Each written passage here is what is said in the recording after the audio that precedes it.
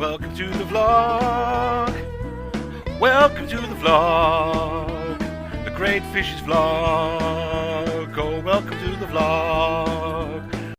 Hello, once again Internet, and welcome to the vlog. Okay, so I haven't got much to say other than the fact that summer is coming. But let's start with what's on my mind and then see how long it takes us to get through it. Okay, so recently I've been doing something which, to be honest, I've found really hard to do, and so far I've only been doing it for about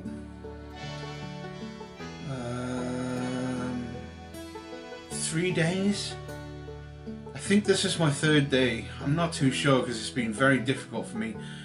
I've been right. Well, let's start from the top. I stopped smoking a while ago, but I went on to something called the nicotine replacement, which is basically something which is supposed to take the edge off the craving to allow you to use your willpower to give up smoking. However, what happened was instead of smoking, I got addicted to the microtabs, which is what I was using, and basically I'd use those instead of smoking. So basically it was like taking one crutch away and putting another crutch in there, and then I just let it get out of control. I mean, I decided that I wasn't going to give up microtabs, and I was just going to continue to do it, and my health got worse because of it. Over a long period of time, microtabs can be a very, very bad thing. So,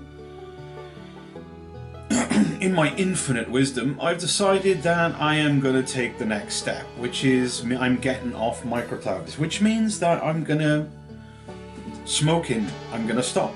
I'm going to stop my nicotine addiction. At least I'm going to try to stop my nicotine addiction.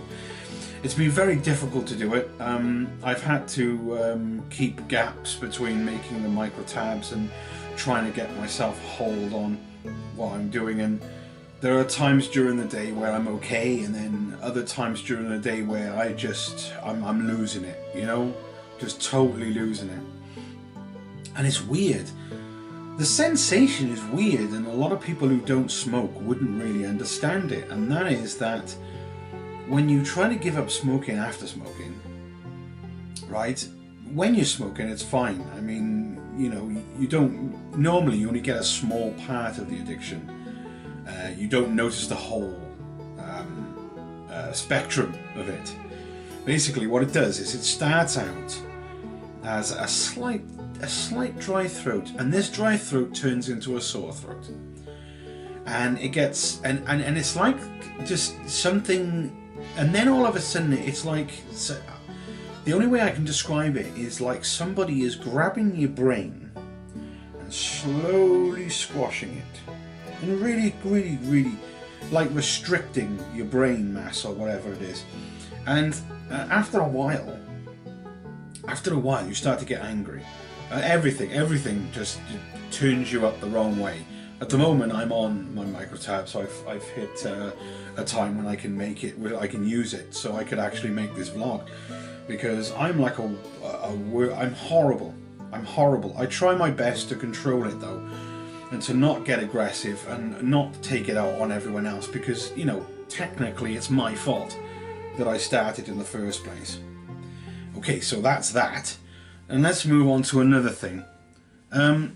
I decided that I missed reading Discworld books because they're my favourite, and Terry Pratchett, I'd like to say that Terry Pratchett is one of my favourite authors, and I've worked out that I'm not really, I like Terry Pratchett, don't get me wrong, he's a lovely guy, and I do enjoy his books to a certain extent, but his Discworld novels are the ones that I like. I'm a Discworld fan. I'm not basically a fan of anything else that he writes, taking into consideration that the Long Earth, this book here, which I haven't picked up or read a second time, I found to be long, drawn out, and boring. I found it extremely boring. I don't know, maybe you'd enjoy it. It's about alternative universes, but nothing happens. Nothing happens in the entire of the book. The only thing that ever happens is that they move through alternative universes, and it's him describing what it'll look like. It's a descriptive book. Basically, it's like going on a tour. There's no action, there's no oomph.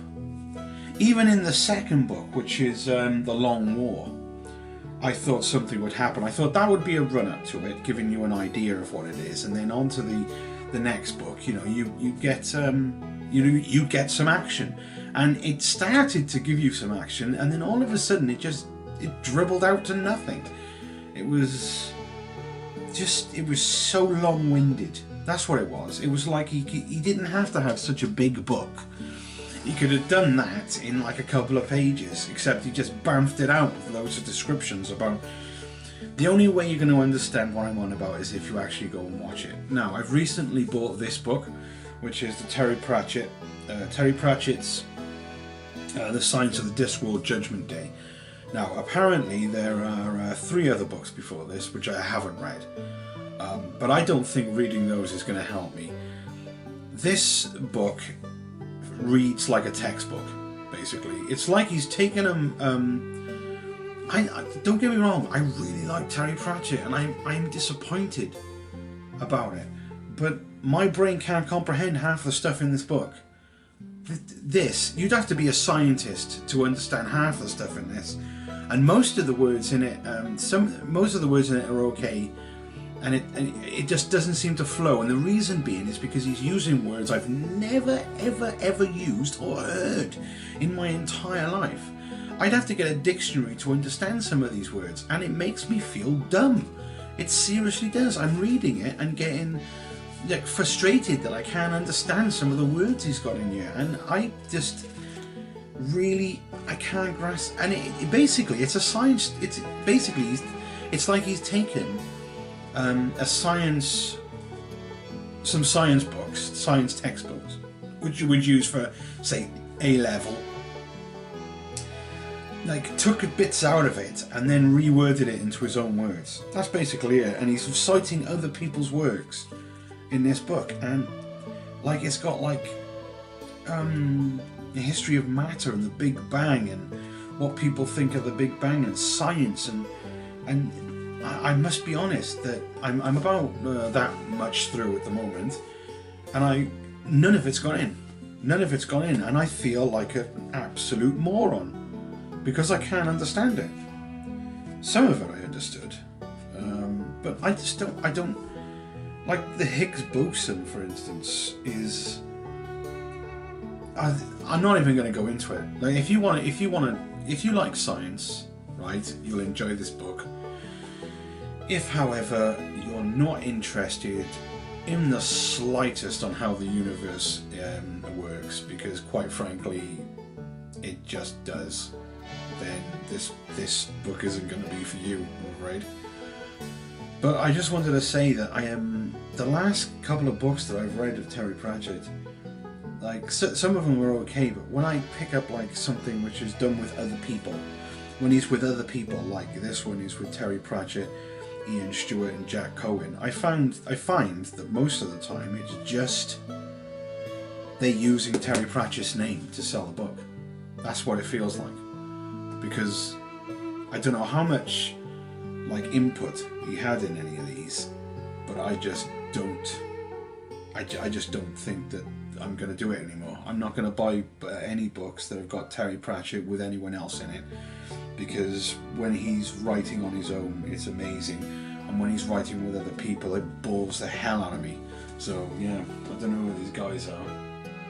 Like, for instance, this one that I bought a while ago, being Terry Pratchett's I Shall Wear Midnight, just by Terry Pratchett alone, is hilarious and extremely entertaining. So there you go. Don't buy any books where somebody is trying to use another person's name to sell stuff. Anyway, a while ago, I put on Facebook that I wanted to find the world's worst good joke. You know, all the world's worst bad joke, basically, on Facebook. and I only had 4 entries. 2 of those entries were from the same person, so I've decided to pick one of them, because the other one I didn't understand because it was about football and I didn't find it funny.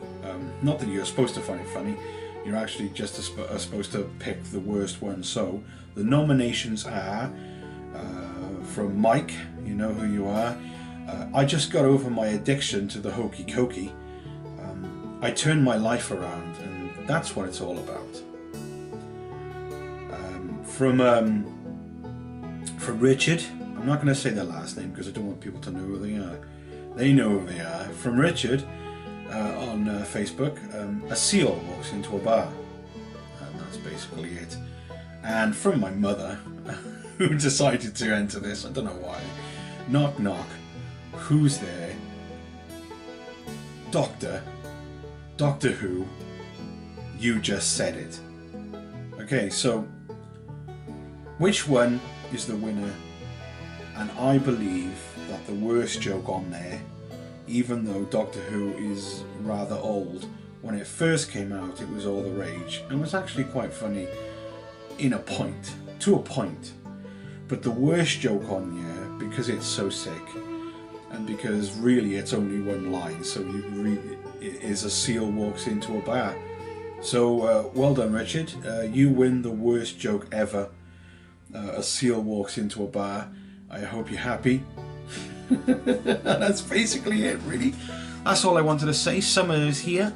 I hope everyone is enjoying their summer, and slowly and hopefully it's going to get hotter and hotter. However, here we've been having like rain, heat, but that's just normal for Wales. Like I've always said, that you can always tell it's summer in Wales because the rain is warmer. So thanks for watching. Give me some thumbs up, love, subscribe for more, and I'll see you guys next time. Excuse me.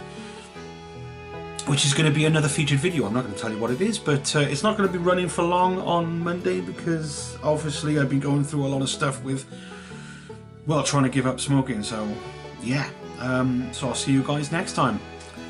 Peace.